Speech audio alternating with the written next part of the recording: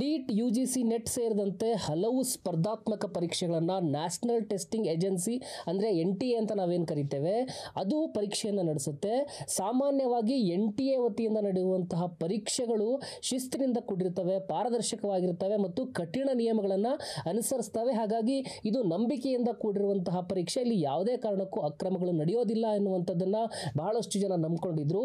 ಆದರೆ ಇದೇ NTA ಈಗ ಪರೀಕ್ಷೆಗಳನ್ನು ಹೇಗೆಲ್ಲ ನಡೆಸಿದೆ ಎನ್ನುವಂಥದ್ದನ್ನು ಇಡೀ ಅಕ್ರಮವನ್ನು ನೋಡಿಬಿಟ್ರೆ ಹೇಗೆ ನಡೆಸಿದೆ ಅನ್ನುವಂಥದ್ದು ಸ್ಪಷ್ಟವಾಗಿ ಇಲ್ಲಿ ಗೊತ್ತಾಗ್ತಾ ಇದೆ. ಅತಿಯಾದ ವಿಶ್ವಾಸ ನಂಬಿಕೆಯನ್ನು ಇಟ್ಟಿರುವಂತಹ NTA ನಡೆಸುವಂತಹ ಪರೀಕ್ಷೆಗಳಲ್ಲೂ ಕೂಡ ಅಕ್ರಮಗಳು ನಡೆದಿದ್ದಾವೆ. ಇದು ಇವತ್ತಲ್ಲ, ತುಂಬಾ ವರ್ಷದಿಂದನೂ ಕೂಡ ಅಕ್ರಮಗಳು ನಡೀತಾ ಇದ್ದಾವೆ ಅನ್ನೋದಕ್ಕೆ ಪ್ರಮುಖ 4 ಸಾಕ್ಷಿಗಳನ್ನು ನಾನು ಇಲ್ಲಿ ಮುಂದೆ ಉದಾಹರಣೆಯಾಗಿ ಹೇಳ್ತೇನೆ. ಅದರಲ್ಲಿ ಪ್ರಮುಖ ಎಡವಟ್ಟು ಯಾವುದು ಅಂತ ಹೇಳಿದ್ರೆ, ಒಂದು ಪ್ರಶ್ನೆ ಹೆಚ್ಚು ಸರಿ ಉತ್ತರ. 2019ರಲ್ಲಿ NTA ಮೊದಲ ಪರೀಕ್ಷೆಯನ್ನು ನಡೆಸಿತು. ಈ ಪರೀಕ್ಷೆಯಲ್ಲಿ ಹಲವು ಪ್ರಶ್ನೆಗಳಿಗೆ ಒಂದಕ್ಕಿಂತ ಹೆಚ್ಚು ಸರಿ ಉತ್ತರವನ್ನು ನೀಡಲಾಗಿತ್ತು. ಈ ಪ್ರಕರಣ ಸುಪ್ರೀಂ ಕೋರ್ಟ್ನ ಮೆಟ್ಟಿಲನ್ನು ಏರಿತ್ತು. ಅಂದರೆ ಆರಂಭದಲ್ಲಿ ನಡೆದಿರತಕ್ಕಂತಹ ನೀಟ್ ಪರೀಕ್ಷೆಯಲ್ಲಿಯೇ NTA ಗೊಂದಲವನ್ನು ಸೃಷ್ಟಿ ಮಾಡಿತ್ತು ಎನ್ನುವುದಕ್ಕೆ ಇರುವಂತಹ ಪ್ರಮುಖ ಸಾಕ್ಷಿ ಇದಾಗಿದೆ.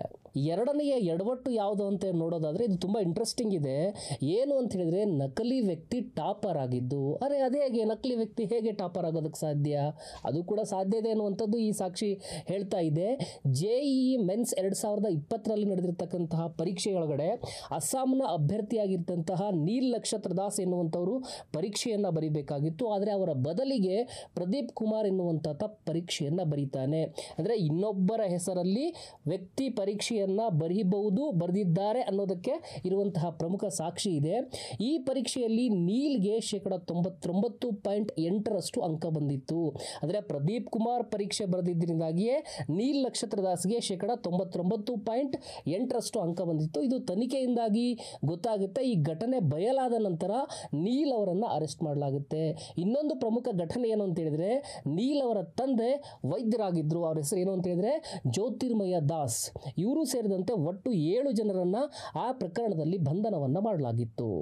ಇನ್ನು NTA ಮಾಡಿರುವಂತಹ ಮೂರನೆಯ ಎಡವಟ್ಟು ಯಾವುದು ಅಂತ ಹೇಳಿ ನೋಡೋದಾದ್ರೆ, ಟಾಪರ್ ವ್ಯಕ್ತಿಗೆ ಕಡಿಮೆ ಅಂಕ ಬಂದಿದ್ದು, ಆ ವ್ಯಕ್ತಿ ಆತ್ಮಹತ್ಯೆಯನ್ನು ಮಾಡಿಕೊಂಡಿದ್ದು. ನೀಟ್ UG 2020ರಲ್ಲಿ ಮಧ್ಯಪ್ರದೇಶದ ಚಿಂದ್ವಾರ್ ಜಿಲ್ಲೆಯ ವಿಧಿ ಸೂರ್ಯವಂಶ ಎನ್ನುವಂತಹ ವಿದ್ಯಾರ್ಥಿನಿಗೆ ಕೇವಲ 6 ಅಂಕ ಬರುತ್ತೆ. ನಾನು ಪರೀಕ್ಷೆನ ಚೆನ್ನಾಗಿ ಬರೆದಿದ್ದೀನಿ, ನೀಟ್ ಪರೀಕ್ಷೆಯನ್ನು ಚೆನ್ನಾಗಿ ಬರೆದಿದ್ದೀನಿ, ನನಗೆ ಹೆಚ್ಚು ಅಂಕ ಬರಬೇಕಾಗಿತ್ತು, ಯಾಕೆ 6 ಅಂಕ ಬಂತು ಅಂತೇಳಿ ಆ ವಿದ್ಯಾರ್ಥಿನಿ ಖಿನ್ನತೆಗೊಳಗಾಗ್ತಾಳೆ. ಕೊನೆಗೆ ನೇಣಿಗೆ ಶರಣಾಗ್ತಾಳೆ. ಇದನ್ನು ಶೈಕ್ಷಣಿಕ ಹತ್ಯೆ ಅಂತೇಳಿ ಕರೆಯಲಾಗುತ್ತೆ. ಈ ಶೈಕ್ಷಣಿಕ ಹತ್ಯೆಯ ನಂತರ ನಿಧಿಯ ಸಹೋದರ ಪೋರ್ಟಲ್ ಅಲ್ಲಿ OMR ಶೀಟ್ ಅನ್ನು ತೆಗೆದುಕೊಳ್ತಾರೆ. OMR ಶೀಟ್ ನಲ್ಲಿ ಅಂಕಗಳ ಹೋಲಿಕೆಯನ್ನ ಮಾಡಿದಾಗ ವಿಧಿಗೆ 590 ಅಂಕಗಳು ಬಂದಿದ್ದು ಎನ್ನುವಂಥದ್ದನ್ನು ನಾವಿಲ್ಲಿ ನೆನಪು ಮಾಡ್ಕೊಳ್ಬೇಕಾಗಿದೆ. NTA ಮಾಡಿರುವಂತಹ 4ನೆಯ ಎಡವಟ್ಟು ಯಾವುದು ಅಂತೇಳಿ ಹೇಳೋದಾದ್ರೆ, ದಲಿತ ಟಾಪರ್ ವಿದ್ಯಾರ್ಥಿಗೆ ಕಡಿಮೆ ಅಂಕವನ್ನು ನೀಡಿದ್ದು.